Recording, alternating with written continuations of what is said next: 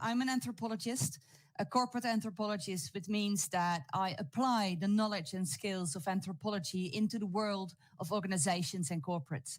Because, as we know, hopefully by now, is that the corporate culture within an organization is vital to how we actually act together and how we reach our goals. And culture is the essence of my main topic, like cultural anthropology. How do people shape cultures and how do cultures shape people? That's my main issue in life. That's my quest. And I'd like to share some of my thoughts with you today. So how do we build future safe tribes? That's basically what I'm wondering about. And obviously, the question today is, what is the role of stories within that? Well, we get there while we do so. So what I usually do, I travel the world.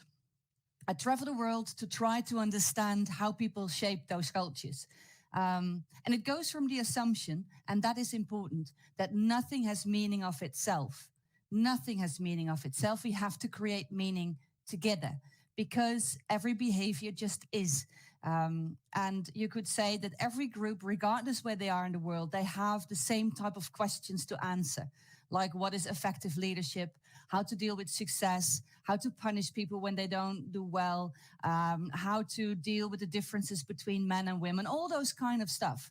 Those are universal issues. And then together, we have to decide what we think is good and bad in that. We have to find our unique answers, you could say. So culture, first of all, is unique answers to universal questions. So what I like to do is to travel the world to learn about the different answers we found in different parts on our globe, and then to tell them to other parts of the world so we can learn from each other.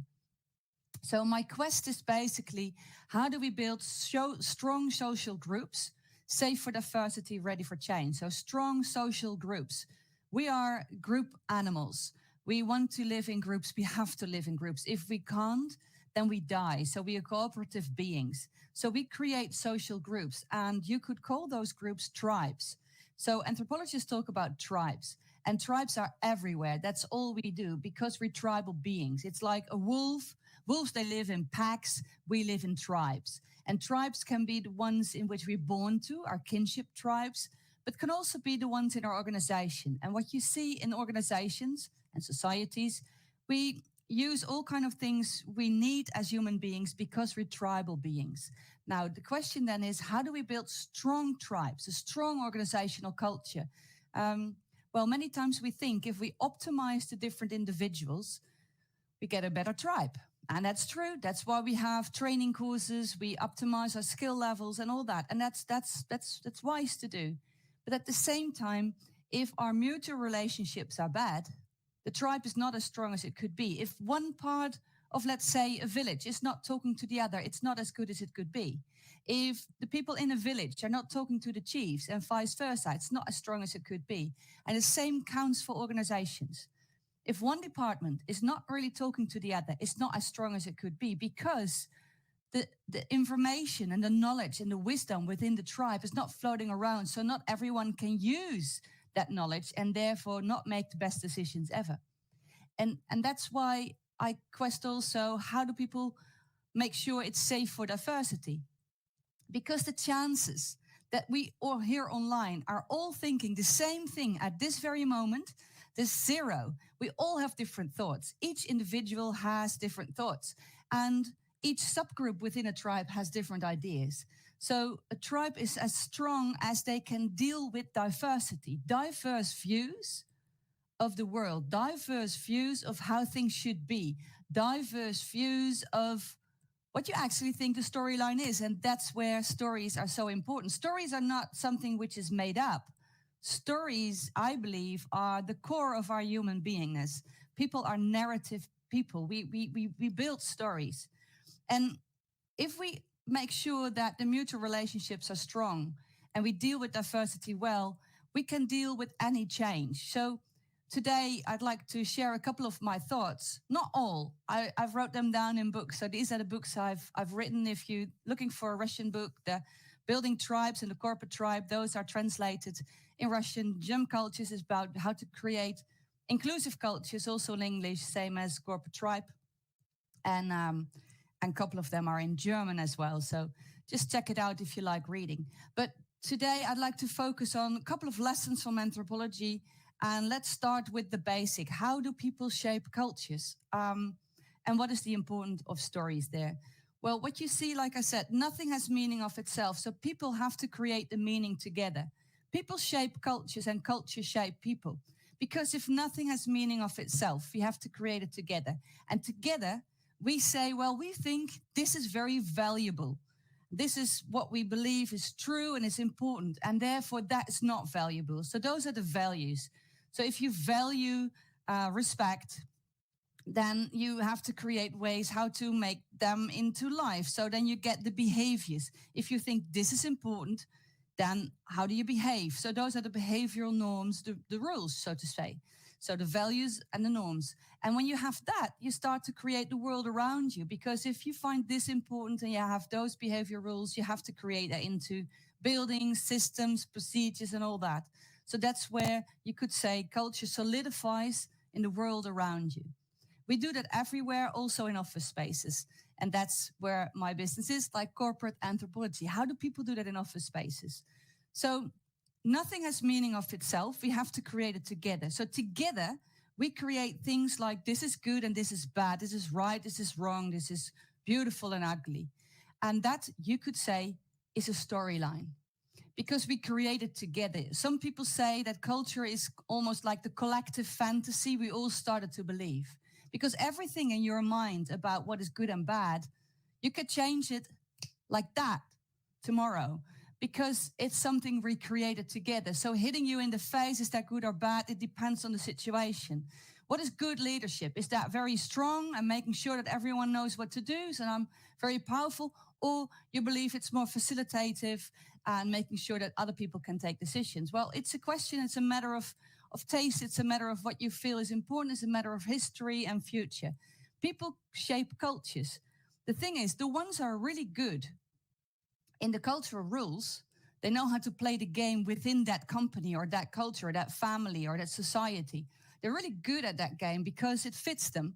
They tend to become the leaders. So people shape cultures and cultures shape people. And the leadership in that is very important because they have influence on what we think is good or bad.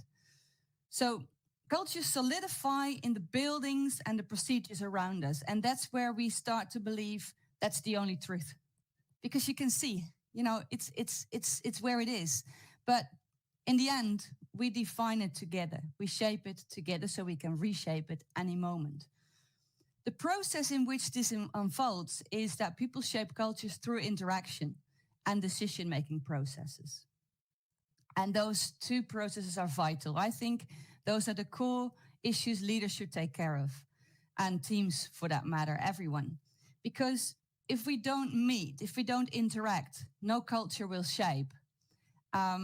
If there's two groups in the world, and this group is not interacting with that one, and they found their own answers, and they found their own answers, that's nothing, they don't know, so nothing is shaping. So once they are inside of each other, they interact, but they're not really interact, they just see each other. Then cultures start shaping, but in a way that they just look at each other and they form their images. And usually those are not the best images because they think this is right, so that must be wrong. And this is good, that must be bad. And what's wrong and bad, you battle that. So that's the culture clash because people just have different views on how things should be. Once they start interacting, they actually sit together and they talk.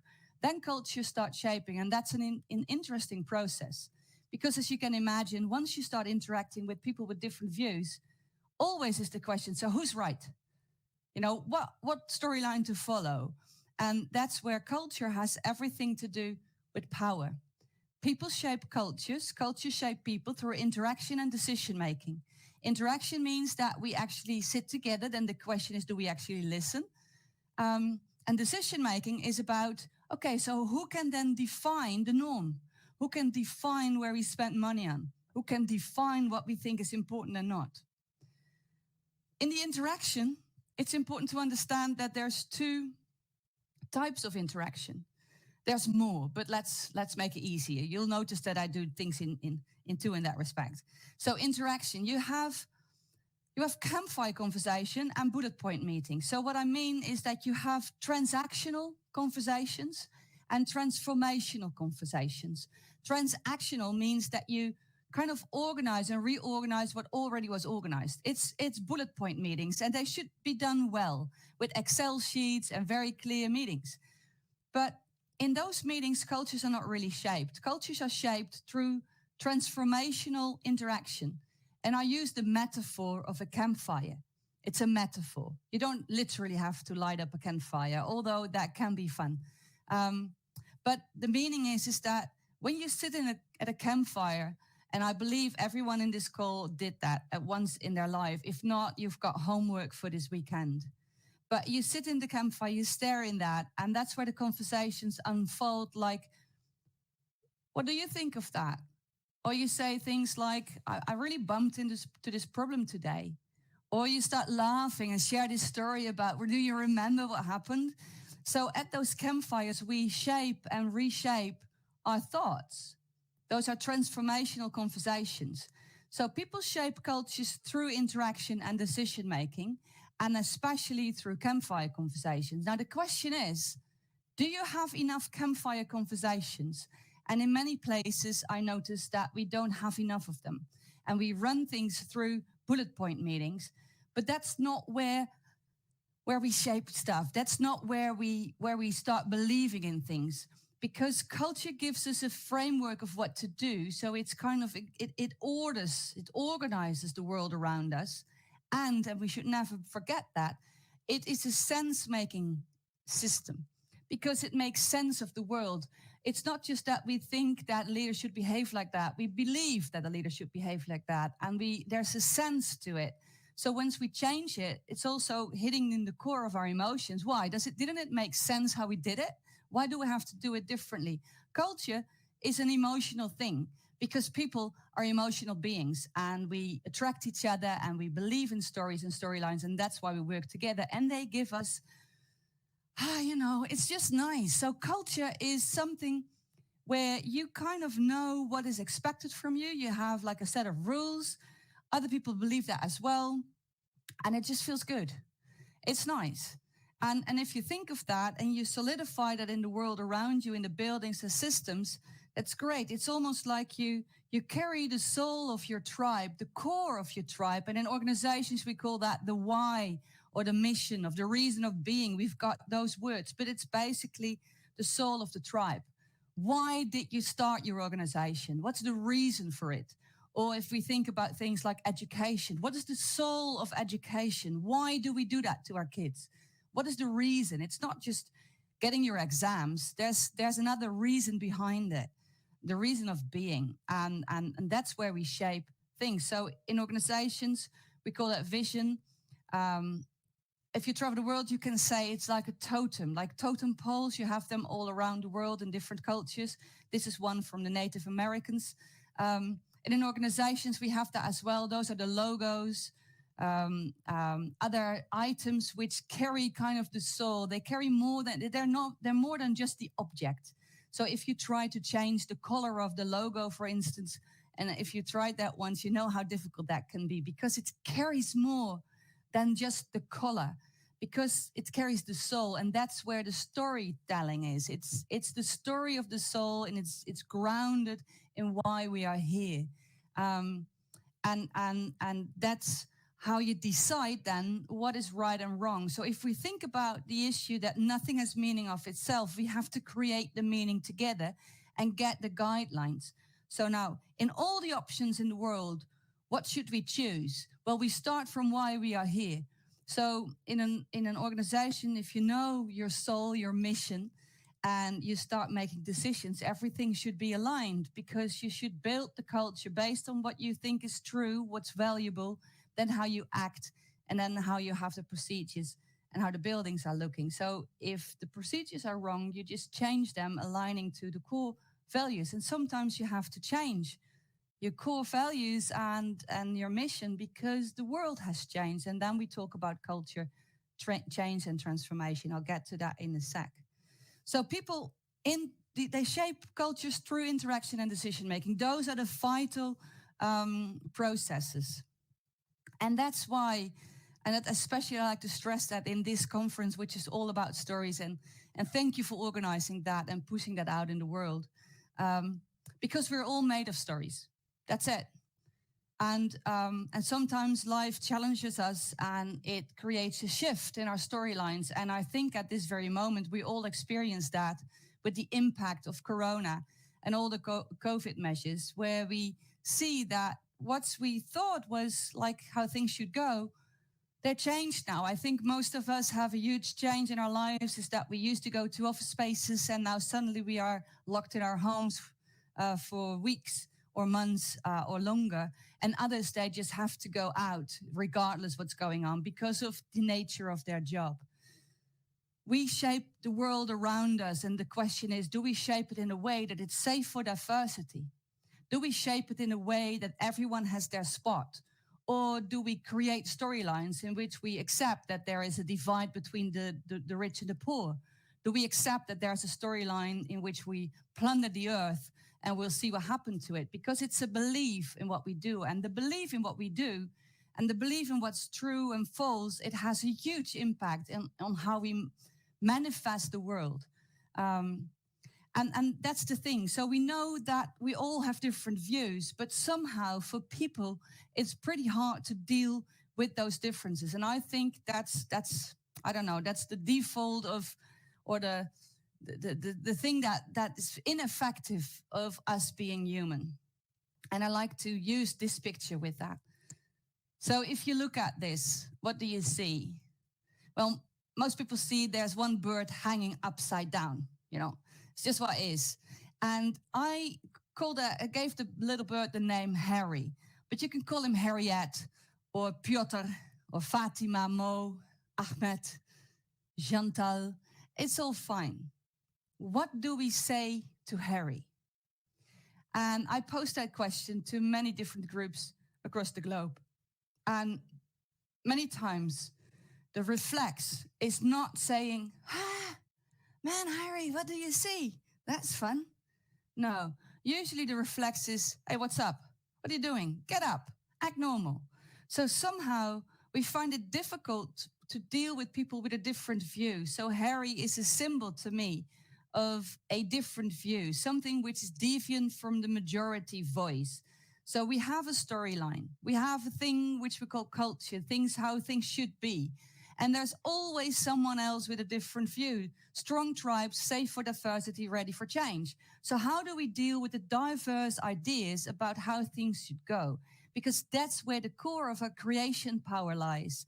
If you want to have an innovative tribe, if you want to have it to be agile, to move into the world, to deal with all the big changes, we have to find ways to deal with these diverse views well. First of all, to invite them. The question is, who can be at the campfire? Who can join the interaction? That's an inclusion and diversity issue. And second of all, do we actually listen to it? Now, the thing is, if you have a different view on something and you feel that you cannot share it, so you can't share your storyline with the rest of us, if it's important to you, it doesn't go away. It will stick with you and you get annoyed. And you look for other Harrys to gossip about the others. Or maybe you make plans to attack the other storyline. And that's what you see across the globe. If people don't feel that they're heard, that they're listened to, we get this type of behavior. And this behavior, what you see, is when we don't listen to minority voices. And I'll make it a bit larger so you can see it pretty well. So what we tend to do, if we don't feel that our voices are listened to, we start making jokes. And we get more sarcastic. And in every culture, you see this happening in a different way. So the behavior will be different, but the dynamics are the same. If we don't feel that we can express our voices, and we make an appointment and we say, okay, I'll do that. But if I feel I don't agree at all, but I feel I cannot really say it because I'm scared of what will happen, or because you're the leader and you you have influence on my pocket money, which we call salary, then then I'll be quiet. But I disagree with it. Then I might not do it. And then you come back to me and you said, but we had this agreement. And I say, yeah, well, I didn't know it had to be done now. So I have excuses. And yes, I'll go gossip. And I always gossip with people who believe in the same storyline as I do, because if you gossip with people with a different view, you're a very, very poor gossiper, because you only gossip with the people who have the same thoughts as you. Otherwise, we call it conversations. And conversations are actually the way out of this sabotage behavior. Because if we don't line up, if we don't listen to the different voices, if we don't dig into our different views, then this will just continue. We have poor communication. I'll send you an email. We put isms to it, like, what can you do with those people? It has no use to talk with them. They are stupid. So we put on labels and it gets bad and it's disruptive, going slow. We have a strike and maybe in the end, war, withdrawal. And this is what you see at the news. So if you think about these dynamics, which you can see in your family, so which you can see in your organization, your team, departments, in society at large, is that if people don't feel that their voices are listened to, this is what happens. And this is a sabotage line which was created by Myrna Lewis. And Myrna Lewis is from South Africa, and she created a method which is called deep democracy, which in some parts of the world has a different name, because of the name Deep Democracy, which is a storyline in itself. But it really truly believes that nothing has meaning of itself. We have to create the meaning together. And who can decide what? And therefore, culture is all about power. Because who can sit at which campfire? If we have the campfire around how to deal with Corona, who can sit at that table? Who can join the strategic team? Which experts do we believe? And then the next question is, who can decide what? And we have the same in every aspect in families and organizations. Where to spend the budget on? Which type of company to buy or to sell? What kind of products do we do? How do we deal with the students? How do we run a hospital? So who joins in the doing, the action? Who joins in the talking and who joins in the deciding? Those are vital, and therefore culture has everything to do with the battle of definition power. Stories are not just a funny extra thing. Stories are not something, I'm not talking about the stories in storybooks. I'm not talking about the stories you fantasize. I'm talking about the stories you and I live. And then the question is this a film and a movie? If this is a script, what's your role and what's mine? And what are my attributes and what are yours? And how rich am I in the play and how rich are you? And how do we define that together? People create stories. We are stories. We live stories. We're narrative beings. And we create the world around us and we solidify that. And that's why we start believing it's true.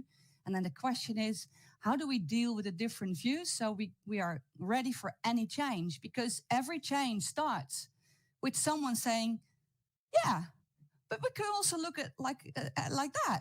So it always starts with a hairy view. So, well, how do we celebrate Harrys? That would be another question. So we have cultures, but what happens in culture change and transformation?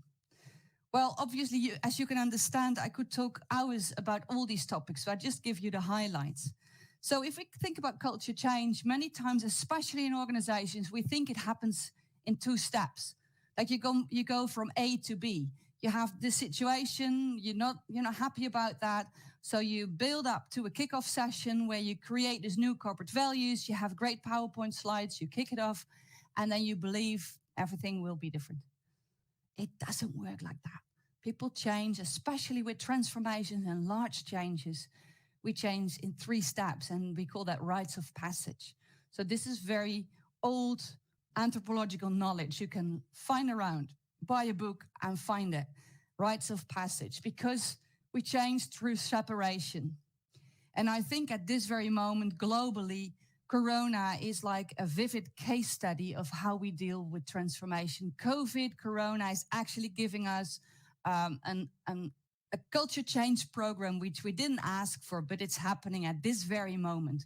It's action, it's research, action research, or we live it through. So there's a separation.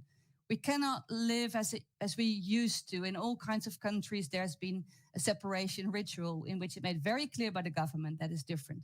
And then we get into transition, and that's where we're in now. We cannot live the lives as we used to, so we have to find new ways. And in the end, the world will open again due to, I don't know, treatment or vaccinations or any other things. But we can do what we used to do, and we have to integrate what we learned in this period of time into our new lives.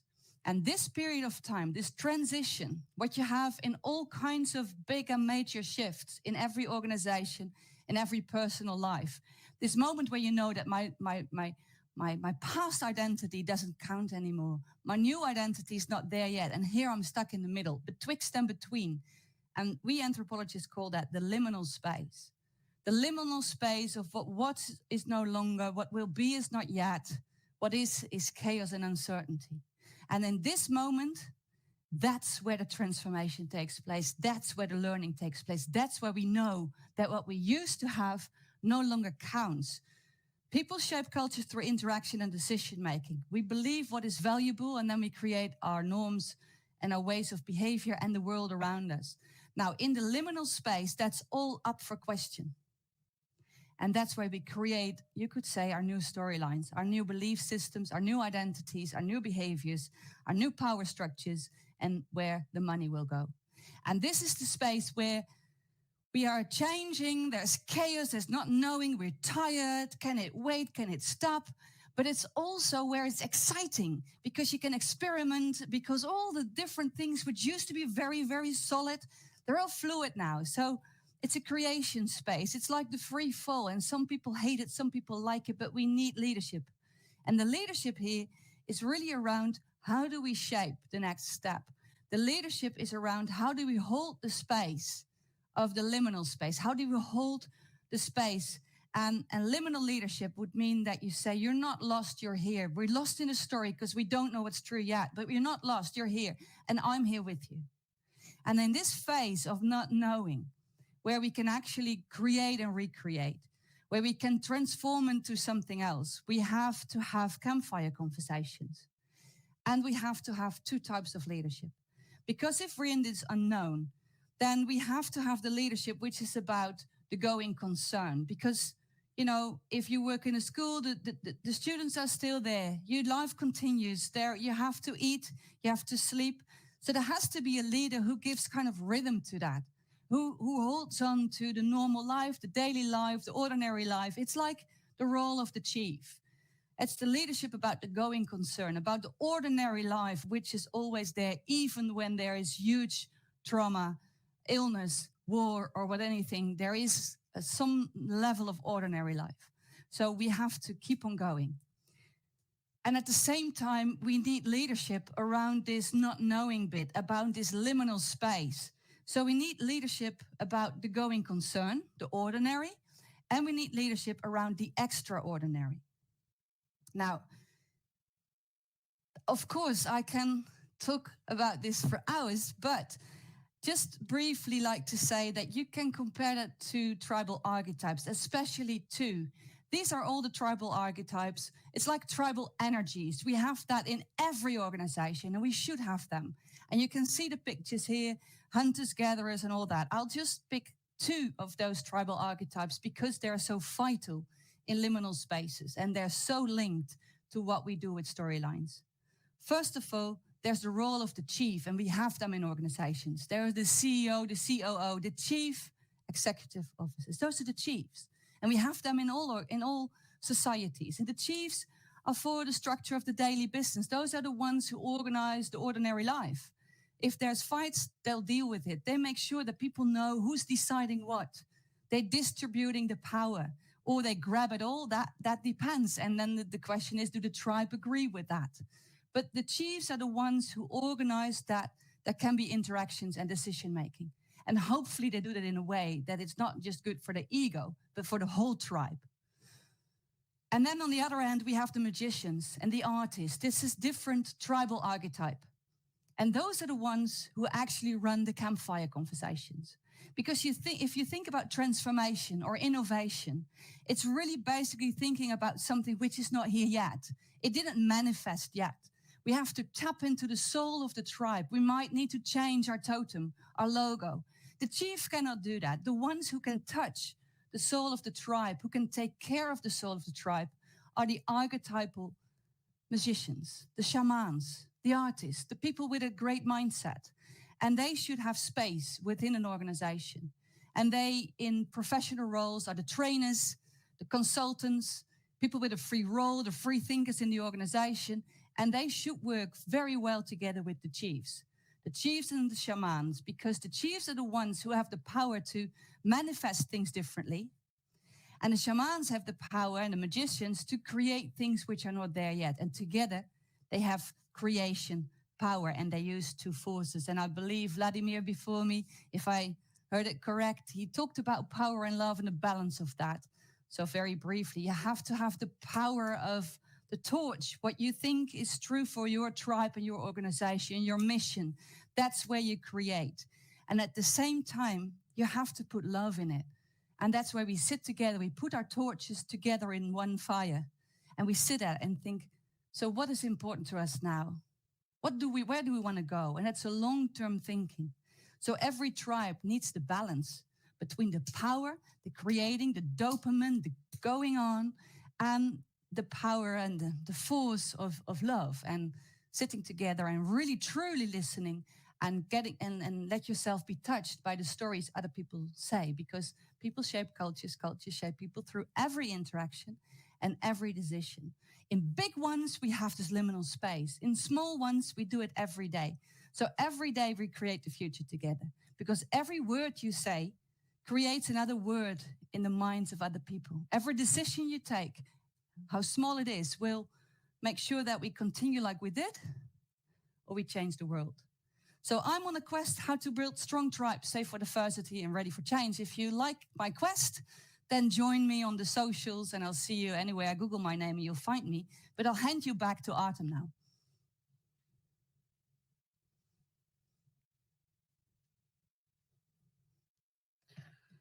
It was wonderful. Thank you so much. I love how you both with Vladimir deepen the understanding of story as a cultural tool, as a way to understand, to appreciate the culture. So thank you so much. We actually have several questions for you. One coming, Joanna, and I think this is an essential question. What if a part of society, for example, women, do not agree with the meaning created by the other part? Example, men. What happens? What can be done? And I think it's essential, because even if we don't speak about men and women, still it's really an important question. Oh, yes. And you see it everywhere. So that's why the Black Lives Matter movement is there. And that's why we have all the movements around the hashtag Me Too. If a group of people, and that can be youngsters in the family. So if the young kids in the family don't have their voice listened to. So it's, even if it's an individual, but if it's a systemic group, people get really annoyed, and they should. And they usually go through this line of sabotage, where they start off by making a joke around it, you know, but we all know what the impact of a cartoon can be. So if you draw a cartoon, that can be experienced as a very, very strong criticism.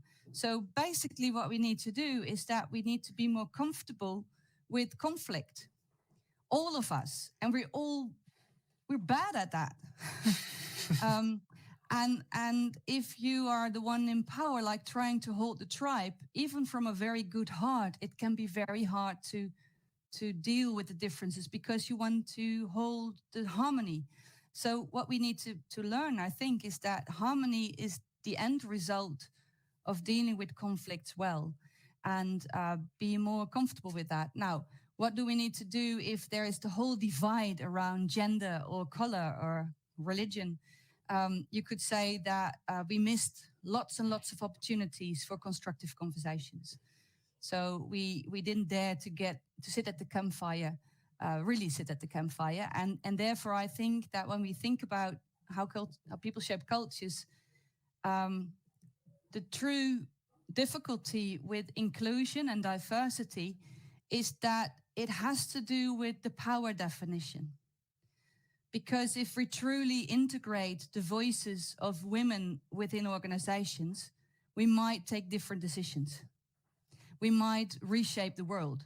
So, and the same counts for if we really listen to the voices of children in what they feel is important in their education, we might change the school system. I know if I listened to my own voice when I was a kid, but especially when I listen to my teenagers.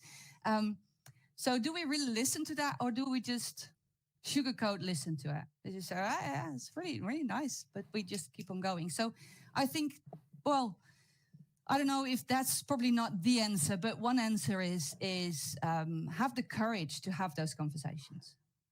I think there is no clear, like, easy way to answer these kinds of questions, but just a pivot point to start. Just be courageous to have these conversations. Awesome, thank you.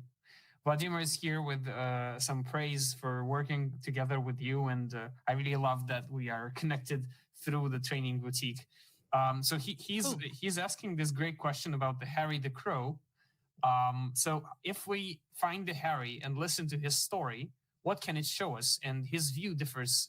If his view differs from the norm, maybe I would even add, like, what is the way for us to accept it, to be open to it? Because the unconscious response is, like you said, just stand up, be normal.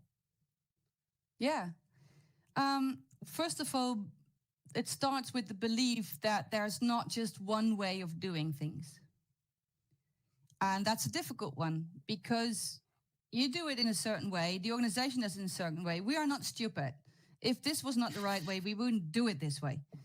And especially when it benefited us. And usually it did, because that's how you get your profit, that's how you run the business. So if someone has a different view, I'm not saying just, integrate everything, because that would be a mess.